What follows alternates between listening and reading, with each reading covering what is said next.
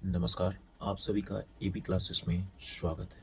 आज हम पढ़ेंगे एनिमेलिया जगत के बारे में, जिसे प्लेटीहेल्मिन्थस संघ में रखा गया है। इस संघ के अधिकांश जीव परजीवी होते हैं। इनका शरीर फीते के समान होता है। इनमें पोषक से चिपकने के लिए चूसक पाए जाते हैं। इनमें अधूरा पाचन तंत्र पाया जाता है। इनमें उत्सर्जन ज्वाला कोशिकाओं के माध्यम से होता है। ये द्विलिंगी होता है तथा इनमें आंतरिक निषेचन पाया जाता है।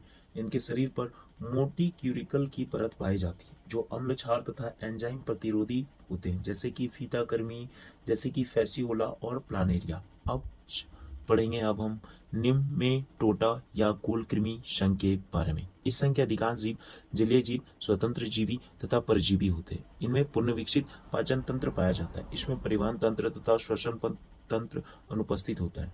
ये जंतु एक लिंगी होते हैं। इनमें उत्सर्जन रेनेट कोशिकाओं के द्वारा होता है। इनका तंत्रिका तंत्र गैंग्लिया का बना होता है। उदाहरण के लिए एस्केसिस और गोलकृमि, विचेरिया या फाइलेरिया कृमि।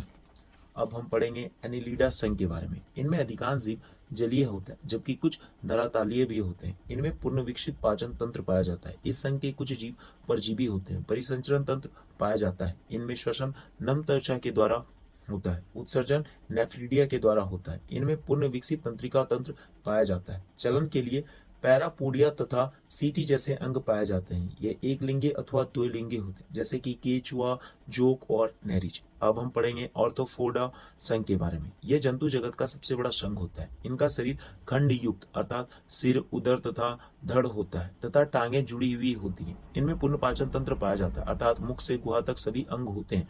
श्वसन शारीरिक सतह ट्रेकिया तथा बुकलंग्स के द्वारा होता है। उत्सर्जन हरी ग्रंथियों तथा मैलिपिंगियन नलिकाओं के द्वारा होता है।